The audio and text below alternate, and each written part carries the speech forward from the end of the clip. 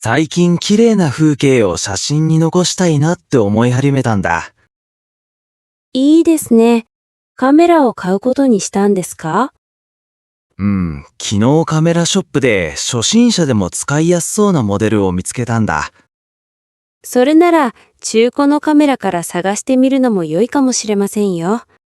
中古か。全然考えていなかったけど、安く買えるの？ええ、状態がいいものなら新品の半額くらいで手に入ることもあります。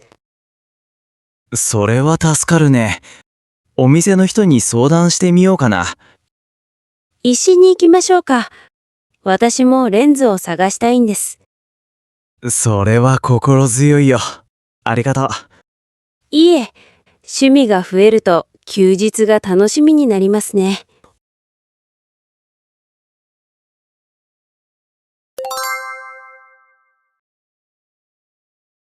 本を読みたいんだけど、種類が多すぎて何を選べばいいかわからないんだ。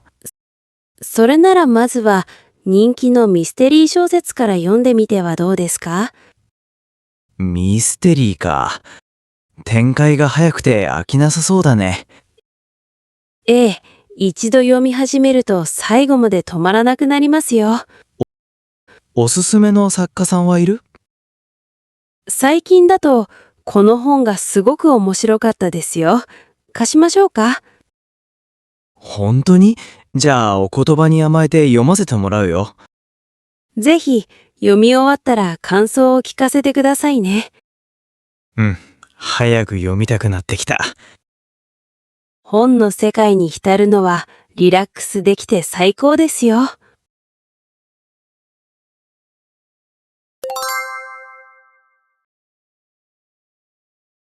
明日のプレゼン、資料の枚数が少なすぎて不安なんだ。グラフやデータをもっと加えたら説得力が出ると思いますよ。そうか、数字で見せればわかりやすくなるね。ええ。あと、図やイラストを入れると見ている人も飽きないはずです。それはいいアイデアだ。急いで作り直さないと。手伝いましょうか？パワーポイントなら私も得意ですよ。助かる。君のデザインのセンスを借りたいんだ。任せてください。今日中に全部直しちゃいましょう。ありがとう。君がいてくれて本当によかった。お互い様ですよ。頑張りましょう。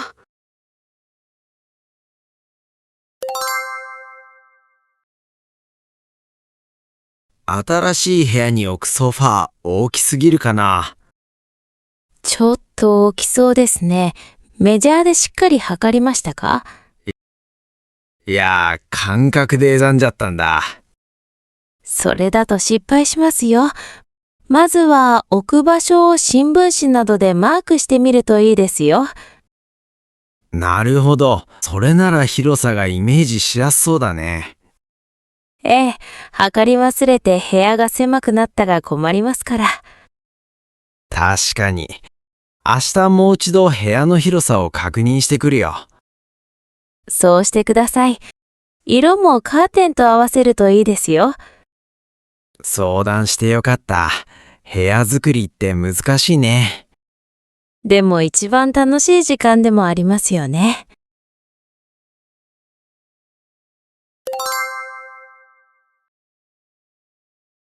今日は家だとなかなか集中できないからカフェで資格の勉強をしようと思うんだ。いいですね。場所は決めていますか？いやー、特にどこか静かなところがいいんだけど。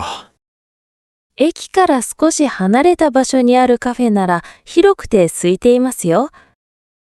知らなかった。Wi-Fi も使えるかな？使えますよ。勉強している人も多いので気になりません。それなら良いね。コーヒーを飲みながら頑張ろう。私も一緒に行って語尾の練習をしようかな。大歓迎だよ。いい勉強になりそうだ。じゃああと15分で出ましょうか。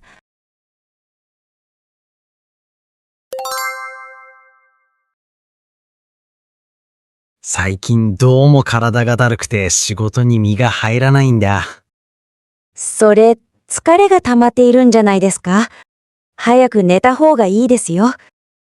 そうかな。夜遅くまでパソコンを見ているのが悪いのかも。絶対にそうです。寝る1時間前はスマホも控えるべきです。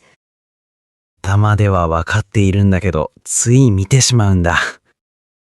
一度習慣を変えると朝の目覚めが全く違いますよ。そうなのか。今日から早速試してみるよ。ええ、健康が一番ですから無理しないでくださいね。ありがとう。君の言葉で元気が出たよ。どういたしまして、お互いに頑張りましょう。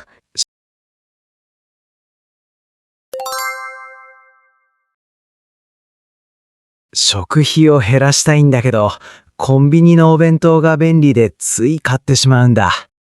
それは一番もったいないですよ。水筒を持つだけでも違います。水筒か。毎日缶コーヒーを買うだけで結構な額になるね。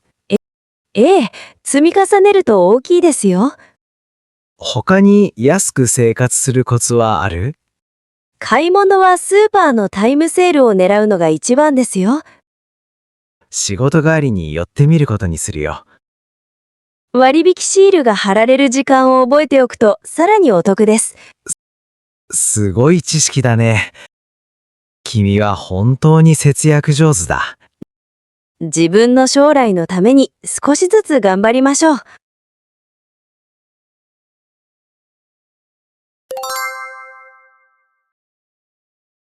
外食ばかりだとお金がかかるから自炊を始めようと思ってフライパンを買ったんだ。それはいいですね。自分で作った方が野菜もたくさん取れて健康にいいですよ。でも僕は目玉焼きを作ることとパスタを茹でることくらいしかできないんだ。誰でも最初は初心者ですから、まずは簡単なカレーから作ってみてはどうですか？カレーなら野菜とお肉を切って煮込むだけだから僕にもできそうだね。そうですよ。隠し味にチョコレートやコーヒーを少し入れるとコクが出て美味しいです。へえ、そんなプロみたいなテクニックがあるなんて全然知らなかったよ。